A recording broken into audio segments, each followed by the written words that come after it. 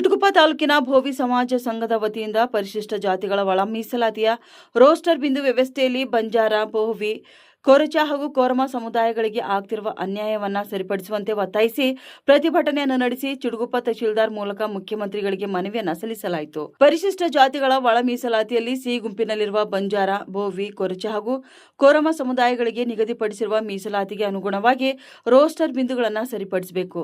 ಪ್ರಸ್ತುತ ಜಾರಿಯಲ್ಲಿರುವ ರೋಸ್ಟರ್ ವ್ಯವಸ್ಥೆಯಲ್ಲಿ ಅಲೆಮಾರಿ ಸಮುದಾಯಗಳಿಗೆ ಉದ್ಯೋಗ ಹಾಗೂ ಶೈಕ್ಷಣಿಕ ಅವಕಾಶಗಳಲ್ಲಿ ಮೊದಲ ಆದ್ಯತೆ ನೀಡಲಾಗುತ್ತಿದೆ.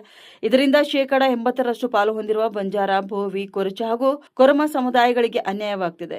ಈ ಸಮುದಾಯಗಳು ಸಾಮಾಜಿಕವಾಗಿ, ಶೈಕ್ಷಣಿಕವಾಗಿ ಹಾಗೂ ಆರ್ಥಿಕವಾಗಿ ಹಿಂದುಳಿದಿದ್ದು ಹಲವು ವರ್ಷಗಳಿಂದ ಉದ್ಯೋಗ ಮತ್ತು ಶಿಕ್ಷಣದ ಅವಕಾಶಗಳಿಂದ ವಂಚಿತರಾಗಿದ್ದಾರೆ. ಆದ್ದರಿಂದ ಪ್ರಸ್ತುತ ರೋಸ್ಟರ್ ಪದ್ಧತಿಯಲ್ಲಿರುವ ಅವೈಜ್ಞಾನಿಕ ಅಂಶಗಳನ್ನು ಸರಿಪಡಿಸಿ ನ್ಯಾಯಯುತವಾಗಿ ಅವಕಾಶ ಕಲ್ಪಿಸಬೇಕು. ಇಲ್ಲವಾದಲ್ಲಿ ಹಿಂದಿನ ಮೀಸಲಾತಿ ವ್ಯವಸ್ಥೆಯನ್ನೇ ಮುಂದುವರಿಸಿ ಸಮುದಾಯಗಳಿಗೆ ನ್ಯಾಯ ಒದಗಿಸಬೇಕು ಎಂದು ಚಿಟಗುಪ್ಪ ತಾಲೂಕು ಭೋವಿ ಸಮಾಜ ಸಂಘದ ವತಿಯಿಂದ ಹೋರಾಟ ನಡೆಸಲಾಯಿತು. ನಾವು ಸರ್ಕಾರಕ್ಕೆ ಎಚ್ಚರ ವಹಿಸ್ತಾ ಇದ್ದೀವಿ ಮತ್ತು ಮುನ್ಸೂಚನೆ ಕೊಡ್ತಾ ಇದ್ದೀವಿ. ನಮ್ಮ ಸಮುದಾಯಕ್ಕೆ ಆಗಿರ್ತಕ್ಕಂಥ ಅನ್ಯಾಯ ಮತ್ತು ಒಳ ಮೀಸಲಲ್ಲಿ ಮಾಡಿರ್ತಕ್ಕಂಥ ಅನ್ಯಾಯದ ಬಗ್ಗೆ ಸರಿಪಡಿಸಿ ನಮ್ಮ ಸಮುದಾಯಗಳಿಗೆ ಸರಿಯಾದ ಮೀಸಲಾತಿ ಅಂತ ಹೇಳಿ ಸರ್ಕಾರಕ್ಕೆ ನಾವು ಕಾನೂನಿನ ಚೌಕಟ್ಟಿನ ಮೂಲಕ ಮನವಿಯನ್ನು ಮಾಡ್ತಾ ಇದ್ದೇವೆ. ಒಂದು ವೇಳೆ ಸರ್ಕಾರ ಈ ಒಂದು ಹೋರಾಟಕ್ಕೆ ಶಾಂತಿಯುತ ಕಾನೂನಿನ ಚೌಕಟ್ಟಿನಲ್ಲಿ ನಡೀತಕ್ಕಂಥ ಹೋರಾಟಕ್ಕೆ ಸ್ಪಂದಿಸಿಲ್ಲ ಅಂತಂದ್ರೆ ಮುಂದಿನ ದಿನಗಳಲ್ಲಿ ರಾಜ್ಯ ಮಟ್ಟ, ತಾಲೂಕಾ, ಜಿಲ್ಲಾ, ರಾಜ್ಯ ಮಟ್ಟದಲ್ಲಿ ವಿಧಾನಸೌಧವರೆಗೆ ಮುತ್ತಿಗೆ ಹಾಕ್ತಕ್ಕಂಥ ಕೆಲಸ ನಮ್ಮ ಸಮುದಾಯ ಮಾಡ್ತಕ್ಕಂಥದ್ದು. ಈ ಸಮುದಾಯಗಳು ಭೂಮಿ, ಬಂಜಾರ, ಕೊರಮ ಸಮುದಾಯ ಸಾಕಷ್ಟು ಈ ಭೂಮಿ ತಾಯಿ ಮಕ್ಕಳಿದ್ದಂಗೆ ನಾವು ಇತಿಹಾಸ ಸೃಷ್ಟಿಸಿದ ಸಮಾಜ ನಾವು ಮನಸ್ಸು ಮಾಡಿದ್ರೆ ಇವತ್ತು ನೀವು ಕುಂತು ಸರ್ಕಾರ ನಡೆಸ್ತಕ್ಕಂಥ ಮುಖ್ಯಮಂತ್ರಿಗಳಾಗಿರ್ಬೋದು, ಮಂತ್ರಿಗಳಾಗಿರ್ಬೋದು, ಶಾಸಕರಾಗಿರ್ಬೋದು, ನಾವು ಕೊಟ್ಟಂತ ಕಟ್ಟಡದಿಂದ ಕಲ್ಲುಗಳಿಂದ ನೀವು ಇವತ್ತು ಐಸಿಯಲ್ಲಿ ಕುಂತು ಮಾತಾಡ್ತಾ ಇದ್ದೀರಿ. ದೊಡ್ಡ ಅಣೆಕಟ್ಟೆಗಳು ನಿರ್ಮಿಸಿದವರು, ನೀವು ಹೋಗ್ಬೇಕಂತ ರಸ್ತೆಗಳು ನಿರ್ಮಿಸಿದವರು. ಇಂಥ ಒಂದು ಸಮುದಾಯಗಳಿಗೆ ನೀವು ಅನ್ಯಾಯ ಎಸಗುತ್ತಿದೆ ಅಂದ್ರೆ ನಿಮಗೆ ನಿಜವಾಗ್ಲೂ ದೇವರು ಒಳ್ಳೇದು ಮಾಡಲ್ಲ. ಇದು ಸಂವಿಧಾನಿಕವಾಗಿ ಇದು ಯಾರಪ್ಪನ ಸೊತ್ತಲ್ಲ. ಡಾಕ್ಟರ್ ಬಾಬಾ ಸಾಹೇಬ್ ಅಂಬೇಡ್ಕರ್ ಅವರು ಕೊಟ್ಟಿರ್ತಕ್ಕಂಥ ಸಂವಿಧಾನ. ಡಾಕ್ಟರ್ ಬಾಬಾ ಸಾಹೇಬ್ ಅವರು ಅಂದಿನ ದಿನಗಳಲ್ಲಿ ಅವರು ಕೂಡ ನಮ್ಮಂತ ಒಂದು ದೀನ ದಲಿತರ ಕುಟುಂಬದಲ್ಲಿ, ಹಿಂದುಳಿದ ವರ್ಗದಲ್ಲಿ ಹುಟ್ಟಿದವರು.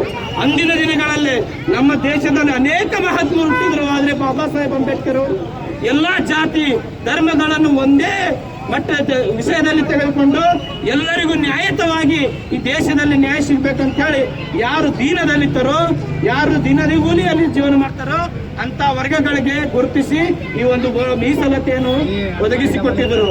ಹಾಗಾಗಿ ಇಂದಿನ ಲಜ್ಜಿಗೆಟ್ಟಿ ನಾಚಿಕೆಗೆಟ್ಟ ಸರ್ಕಾರಗಳು, ರಾಜಕಾರಣಿಗಳು ನಮ್ಮಂತ ಬಡ ಕುಟುಂಬಗಳಿಗೆ, ದೀನಗತಿಯ ಕಟ್ಟಕಡೆಯ ಬಡ ಹಿಂದುಳಿದ ವರ್ಗ ಕುಟುಂಬಗಳಿಗೆ ಅನ್ಯಾಯವಾಗುತ್ತಿದೆ. ತಾವುಗಳು ಅಧಿಕಾರಕ್ಕೆ ಬಂದಿರಿ ಅಂತಂದ್ರೆ ಅದು ಇವತ್ತಿನ ಈ ಎಲ್ಲಾ ಹಿಂದುಳಿದ ವರ್ಗದ ಸಮುದಾಯದವರ ಅಂತ್ಯ.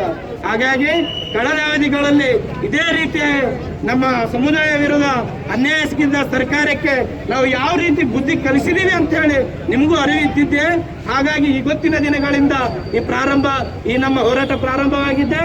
ತಾವು ದಯಮಾಡಿ ನಾವು ಯಾವ ರೀತಿ ಕಾನೂನಿನ ಚೌಕಟ್ಟಿನಲ್ಲಿ ನಮ್ಮ ಹಕ್ಕಿಗಾಗಿ ಹೋರಾಟ ಮಾಡ್ತಿದ್ದೇವೋ ತಾವು ಇದನ್ನು ಸರಿಯಾಗಿ ಸ್ಪಂದಿಸಿಕೊಂಡು ನಮಗೆ ನ್ಯಾಯ ಒದಗಿಸುತ್ತಲ್ಲಿ ನಾವು ಶಾಂತ ರೀತಿಯಿಂದ ಇರ್ತೀವಿ. ಇಲ್ಲ ಅಂತಂದ್ರೆ ನಾವು ವಿಧಾನಸೌಧವನ್ನೇ ಮತ್ತು ಅಣೆಕಟ್ಟುಗಳನ್ನೇ, ರೋಡ್ಗಳನ್ನೇ, ದೊಡ್ಡ ಪಾರ್ಲಿಮೆಂಟ್ ಅನ್ನೇ ಕಟ್ಟಿದ ಶಕ್ತಿ ನಮ್ಗದ. ಅದನ್ನು ಉಳಿಸೋದು ಕೆಡತ್ತಲ್ಲ ನಮ್ಗೆಲ್ಲ. ಅದಕ್ಕೆ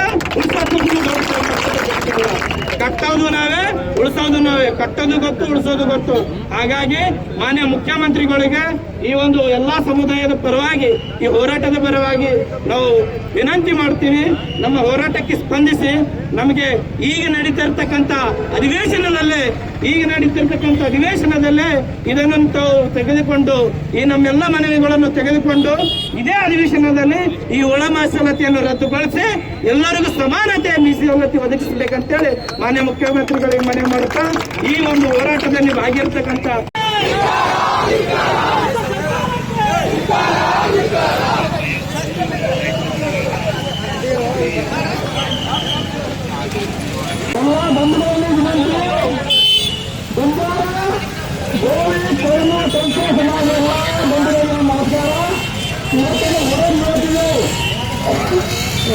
ಮೀಸಲಾತಿಯನ್ನು ಮಕ್ಕಳಿಗೆ ಶಿಕ್ಷಣಕ್ಕೆ